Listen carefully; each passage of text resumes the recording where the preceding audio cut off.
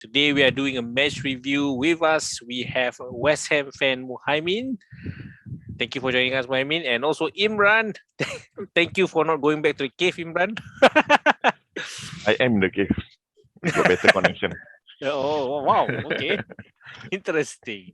Right. Of course, for those who have actually caught the game, West Ham actually did the unthinkable. David Moyes at the helm, they actually defeated Chelsea in the London Derby 3-2 with an amazing winning goal by Masuaku.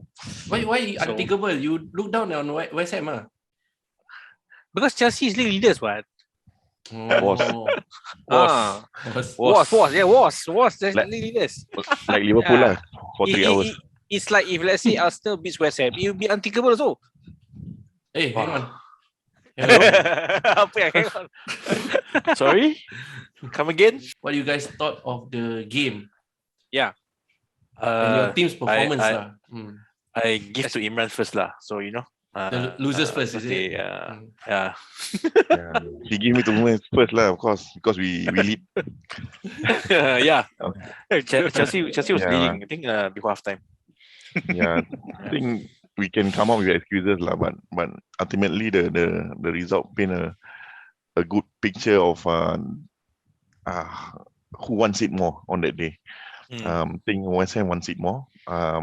We see especially in the second half, although we lead into the second half 2-1 with the Mason Mount second goal, but I think we didn't want to kill off or have the desire to maintain that lead per se. So yeah, I mean good on West Ham for doing the unthinkable, but yeah, they did the unthinkable to everyone else also. So Why I pain? Why? But I think Yeah. fair point to Chelsea also lah. I think they played very well for that time, for that match in particular. But I think there were some couple of incidents. There were some Chelsea players that was very disrespectful to SM lah. So I think you know lah. Who What was the happened? person. I don't know. I never watched. So Yeah, I don't know. during the penalty with enlighten us. Lanzini penalty. Oh, What's his name? James. I think before Lanzini took the penalty kick, he was shouting at him. He was saying some things that nobody can hear lah. But I think Lanzini got affected, but he didn't show it. In fact, he gave a hell of a penalty shot. Sorry. And then he went to James, and then spoke something, and then ran off and celebrate lah. So that was quite an issue lah. And then so I think Chelsea was being at that time, some Chelsea players are being a bit disrespectful to SM lah. But it's because of the rivalry, London Cups. But I think it's normal. It's normal lah. I think it's because of the heat of the game, like in the heat of the game, things Okay. happen. Then Chelsea doesn't like to. I think they're more frustrated with themselves. I think that's why they can't show it to others. I mean, they show it in a bad light, unfortunately. But again, I think it's done there. Then West Ham also responded beautifully if that happens. So let the football speak for itself lah. If the things happen, yeah, I think we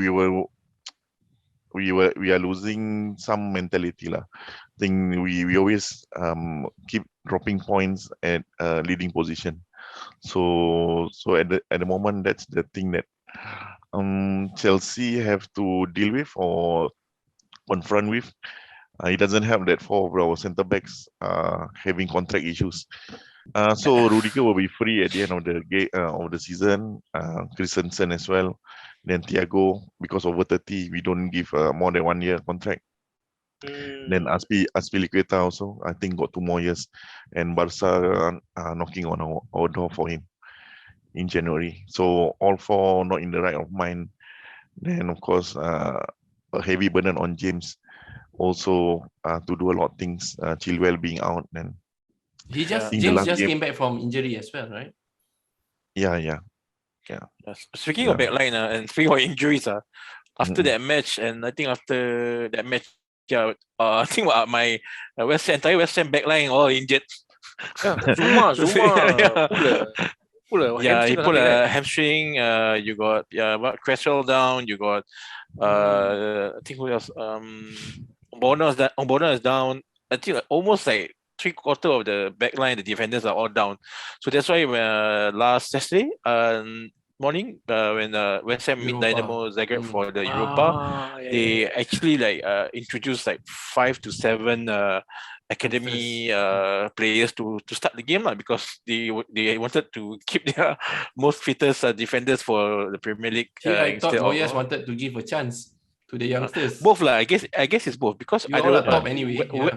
yeah, because we already qualified for the next round, so Yeah, that's right. no harm getting some fresh blood into the game, so you know who can perform or not perform. And I think we found especially during that match that even though we lost, right, I think the biggest takeaway that we found the next generation of players to step up. That I So think is the confident, biggest takeaway. happy with that? Yeah, Feeling very- positive with the academy players? yeah, more than happy actually. Usually Chelsea is the one that has a lot of youth out there, right? So where's the youth, Chelsea? The youth are all Where's your alone. defenders? All alone. Will you depend Don't- on new signing? Yeah. Yeah, Crystal Palace got Guehi, then you got Milan with the Tomori, all that. Liberamento in Southampton. Lemty went to Brighton. So everybody left lah. They have the contract, right? I mean, buyback Yeah, clause buyback. usually. Yeah. Yeah. Ah, Very That- smart, that- no? They all. Yeah, buyback, and also I think we are looking at a few other opportunities from other players. We still having our eyes on Jules Koundé. So that's one. So you'll see lah. We'll see how the contract they handle with our current existing backline. yeah. Then we'll see from there. I think in January you'll see some movement. Yeah, Yeah. I think for Chelsea, every January you will see movement. any Yeah, transfer I window? Yeah, I can't say the same for Agreement, West Ham. I can't say the same for West Ham. We never spend Unless- anything on January. Unless they ban us again lah. Then Yeah, But the thing is, you're banned not because of spending. You're banned because no, of yeah, buying the underage player. yeah. So actually, the FIFA fair play whatever crap doesn't apply to your team, especially, right? does it apply to Man City lah? Yeah, Man City especially. You good your deflection. Pang. But speaking of ban, we also banned West Ham was also banned, but wasn't for the Premier League. It was for, I think, for the Europa matches because we got bought over by a Croatian conglomerate. And then apparently we ran afoul of the FIFA fair play, finance fair play or something like that. And then we got banned. Why? Our supporters got banned for one match to you cannot watch. So I don't know like I said, I'm gonna deflect back to Man City. So they can, we cannot lah. Yeah, that's why. Good lah. Man City is a scapegoat for those who can spend now, but I think there's a new scapegoat now, no? Newcastle. Yeah, Newcastle. Yeah, this Watch should out for be- Newcastle. Yeah, If they watch out. don't get relegated, if they don't get relegated. But that's the thing. Yeah. I shout out to Ismail. I already told him already. They are prepared for relegation and come back. That's why Eddie Howe is there. Ah, I see. And they have the same jersey as Juventus, this Newcastle. So I think same will happen. Same. Same fate, same fate. I think Go down I and think go up. Yeah. I think any Newcastle fan, if they can tahan Mike Ashley for so long, I think a year in relegation is okay. Yeah, they have been Right, relegated yeah. to Division 2 before. They got the Yeah, experience. whatever, yeah, it's got the nothing But lah. no, they always come back lah. For you guys, how does it feel to be at the top, man? Me? Oh, is it Chelsea? Yeah, of course you. Chelsea always at the top. Like I said lah, I don't wanna have any expectations lah. But the thing like I said many times, about West Ham, right? We're good now after Christmas hancho. No, you can be arrogant. You know, you have beaten out of No, these no. three of us. Out of the four of us, you have beaten two teams, and you might beat one more team this Thursday. You know, I think are these injuries long consensus- term? Are these injuries long term to your No, defenders? looking at the back line. Until Wednesday. Oh, that's the strategy now, huh? Injury until Wednesday only. No, I think looking at the moment, I think we're pretty thin on the back line. I don't know. There's a couple of defenders, especially Cresswell. We don't know whether he's coming back for this this match lah, this coming match. But speaking about being on top, like I said, we've been on top so many times, like pre Christmas, and then after that, like I said again, Hancho after that. Consistency is key for West Ham, but unfortunately, I think but under Moyes is becoming a regular thing lah. But it's too early to see lah, because at the same, not only that we need consistency, I think we need after January we need a fresh injection of players lah, in terms of quality, in terms of play wise. But that's another issue about West Ham. Our owners are stingy AF. So yeah. So they're not really that rich. They are not Russian rich. They're rich. They're not Russian rich, but they're rich. They just don't want to spend their money on the club, especially on players. And I think the West Ham fans can can bitch and moan about it, but they've been doing it for almost a decade, so no difference lah. It doesn't apply to the new owners, right? I mean, with the new owners, does it? I mean, you're saying that the owners are stingy. It doesn't apply to the new one lah. The new one is he hasn't really. The Croatian stakeholder, although he has a 20% stake inside the club, I don't think he'll make any influences in the transfer at the moment. So because the majority stakeholders is still David Gold and Sullivan. Okay. Yeah, they are still the big owners of West Ham. So there's been an active campaign GSB or David Gold Sullivan out of SM. They want a change of owners, but it's not happening. They still have a stake on the club. But we'll see lah. It's for ours. It's an internal issue. It's more like management, something that Manchester United have been facing for a long time, but nobody could address it. But anyway, back to SM. What do you think worked against Chelsea? Is it the lucky goal, the third goal? Was it supposed to be a cross, but somehow it went in? Because Mendy is a very good keeper, right? Yeah, he is. But I think for this game, I think he was not himself. If I can make that observation, he's very sloppy this match. I don't know why, to be honest. Usually he's on ball, like you said. He's one of the better keepers in the Premier League. But that foul he gave from Jared Bowen, and then the pass. Masuaku across or kick into the goalpost. That's like, what's wrong here? But I don't know. I'm not sure what's going on with Mendy lah. Maybe a Chelsea fan can enlighten me. But but it's an interesting game lah. To be honest, yeah. Chelsea in crisis. We were just talking. I was just talking with just that Lukaku is not really performing. He's just scored 3 goals. Reece James scores more, and also who's the other defender also scores more. Chilwell scores more as well. So is there something with the strikers or? But do you notice that once if he plays in the Premier League, right, he doesn't perform, but when he leaves the league and plays somewhere else, he actually performs. But the league can be easier. That's why Serie A is easier. That's why I was thinking the pace might be different. The quality of the football might be different. Lukaku bird Seems that you're a big fan. It seems that you're a big fan. Okay, the big bird. Big bird. No wrong, no right. I mean, he was out for a long time due to injury from the last game with UCL. Then after that, we can't expect him to come in and straight away score. So he needs to get back the rhythm. He just scored in the midweek. So hopefully against Leeds, the next one, you'll see more shots from him. When we play him, it's a bit frustrating sometimes because it's not as mobile or as agile as the rest, but he brings different he brings a different ball game. He just holds up the ball.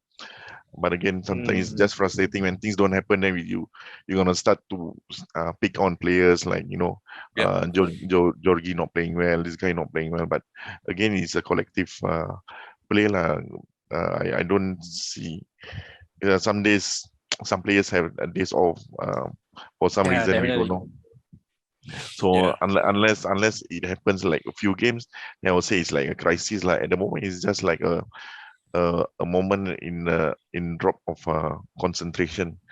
Yeah, I Against think Brighton, it was a draw, right? yeah. Brighton draw, then I mean we will drop points lah. Nonetheless, we will drop points in the remaining 30 or leading up to the 38 games in the Premier League. We will drop points somewhere.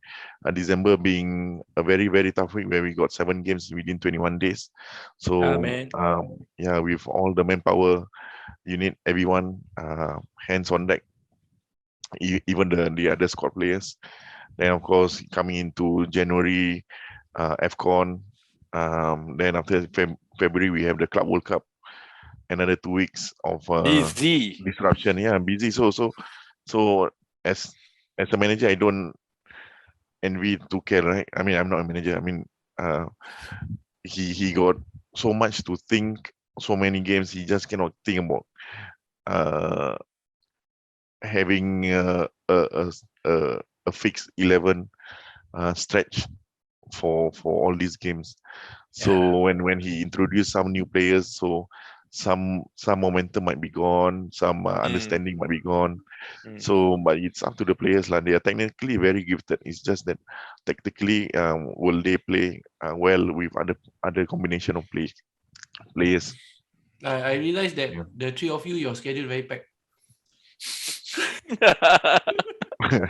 So, but Yeah, that's you the thing, join us see, lah in the European. but that's the problem, you see, Hopefully, because of West Ham's West Ham's European ambition kan. You see the erratic form that we produce in the league lah. Sometimes we lose, sometimes we draw, we can't keep we keep losing players, sorry, and then we are very stretched in terms of position wise lah, and we still don't have we still don't have a striker. We only got one striker or two strikers if you count Jared Bowen, but still no, it's a very punishing campaign this year lah for West Ham, and we're trying to it's showing the cracks are showing, but we're managing very well right now, so okay lah. Yeah, I got a chance to meet Barcelona, but I don't know whether it's true or not lah. I think high chance. High chance. That'll be cool. That one I don't even want to go there. I'm like, okay, Barcelona, okay. Barcelona, Yeah, The thing is, lah, Barcelona is crisis, not even yeah, performing. Yeah, in crisis And- too, you know. Yeah, in worse crisis Yeah. than Chelsea. So Yeah, Okay. that's a fair assessment. Yeah, they are in a worse spot than Chelsea. you know, or, worse you know. worse crisis than Chelsea. I think Antonio is performing really well. Who you prefer for your Chelsea? Who you prefer, Timo Werner or Lukaku? Yes, we're talking about that. Yeah. You prefer who? Both. Both So together. you want them Yeah, to both pair up? together. So you got Brute and Speed playing together. So yeah, we see that in midweek as well. So you see where Werner and Lukaku combine for the goal. So we were expecting more of that in the coming games when they play. Yeah. So I think they will be both of them together. Is just whoever take the third spot at the front line. So it's either Mount, Kai, Pulisic, Ziyech, Odoi. Yeah. A lot of good players, At midfield, at midfield and above level, we are quite okay lah. Well, with number 6 position is the current issue right now. Jorginho out, Kovacic out due to COVID, then Kante again. So Saul need to pick up his game. Then left with Buckley and I think Saul? Ruben also. He's still there. Yeah. Not yet January, so cannot offload. He just came, right? Isn't he just came? He just came, but he's going to be Yeah, offloaded again. I think he thought So funny, man. Atletico was a tough team, but I think in Premier League you got under 19 tough teams. Yeah. Hard tackling teams that he cannot cope with lah. So Wow. I think Saul played in midweek as well. So yeah, I think he will have some games more in the upcoming to cover for that number 6 position or even left back position. or even left back. I mean, at this moment with such a congested schedule, right, for teams who are vying for the French trophies plus Europe and all that, Mm-mm. you need as much manpower as possible. Which I Yeah. think last season we proved that if you don't have depth, you will not be vying for any of these trophies. In fact, Yep. going for top 4 or European spot at the end of the season will be very, very difficult. You need a miracle like a goalkeeper header, goalkeeper score header. Then you can get into European spot. If not, right, actually even all these French players like Saul, no matter what, right, you need them up and raring to actually at least play. Even you don't perform, at least play to the bare minimum. Just get the team going forward. If not, it's very difficult. Like him say, 7 games in 21 days. My goodness, every 3 days, and this will take a toll on all the players with the intensity that we have in the league. And the travel also. You don't forget the travel within that Yeah. 21 days. That's Mm, interesting How when do you you say about recover? it's interesting you say about travel. Let's talk about the next 2 games for each of you, right? For Chelsea, both games are home against Leeds, and then after that Everton quite strong actually. That's why Arsenal lost. And then West Ham is You got both injured. away. Who hasn't beat Arsenal? Who has it? Wait. So West Ham. He's taken meets- aback. West Ham meets Burnley away and then Arsenal away. So for Yeah. let's say looking at these next 2 games, right? Maybe Im starts first. What do you think are your chances? Should be easy, right? Win-win. We expect nothing less. We expect nothing less. Win-win. So for Leeds, I hope the boys make a statement. Because we already conceded 6 in the last 2 games, which is unheard of for us for a long time. So unless we get our act together, Leeds will be a good litmus for Chelsea. Then hopefully if we get good result or good performance on that day, then it will translate to a better performance for Everton. Hopefully. Yeah. I guess for me, same lah. I prefer both to get both the 3 points from Burnley and Arsenal. But it's looking at Arsenal now. I think slight turning on the tide. A slight turning on the tide. Get a couple results back then. So it'll be a tough fight with Arsenal. Sorry, he cannot comment because he will only comment after Thursday. So just say. Never mind, it's okay. Burnley will be. We need to get 3 points with Burnley. To be honest, we need to get 3 points. But Arsenal will be a tough fight because we don't have the back line to support the match, lah. To be honest, but I think the last time with Chelsea, we had 5 at the back, or was it 4? I can't remember, 5 or 4. So we don't have that much numbers anymore in defense. So Burnley, I think Moyes might throw in a 3 or 4 back line, and then everybody goes attacking on front. But for Arsenal, I think because his style of play, he might be a bit more cautious. He might still want to do a 5 back line, but I don't think he has the people for it or the players for it. So that's why I even though I want to win, to be honest, I'll take the draw. Trust Moyes. That's the process, That's the process. Trust the Moyes. Im, since the last time you came, right? How is Tuchel's performance? Okay, I think in anybody's life, when it's the going gets tough is when you see the true character of the manager. So I think so far he doesn't have any glaring mistakes. I mean, sometimes we wanted a faster change, but of course manager and the team knows better who's in the right frame of body and mind to be sub and whatnot. And again, like you guys just trust the process and trust the manager at the moment. So he's still a 8 out of 10 for me. 8 out of 10. His performance. Nice. Yeah. And I like his mentality also. So no blame culture. We win as a team and lose as a team. Even though there's some individual, it just happened. Then we move on. we got so many games to look forward to. No point no point looking at the last game. Can't do anything also. So just take some lessons, swallow the bitter pill, then we just move on to the next game. Yeah, I think it translate to the players also how he thinks. So yeah, it's still a developing team. If you see, we still averaging about 23, 24 years old Yeah. across the So Young, very young team. so it's just that because we won the Champions League last year, then so much expectation is being heaped on this current crop of players. So, but I hope the fans really give them time, a bit more time. I think in 1-2 years we'll be at where Liverpool is lah. I mean, to be fair, you guys have been in the beginning of the league after winning the Champions League, right? You guys have been performing quite well. That you guys became the favorites, and I think people are tired of seeing Manchester City and Liverpool at the top. I guess so. They want Chelsea. They want. Cannot Maybe they want. I like that. I like that. Actually, I like that. Cannot be tired of Liverpool lah. They only just be there only one time only. Yeah, that's right. Yeah, But We I are like all it. tired of Liverpool.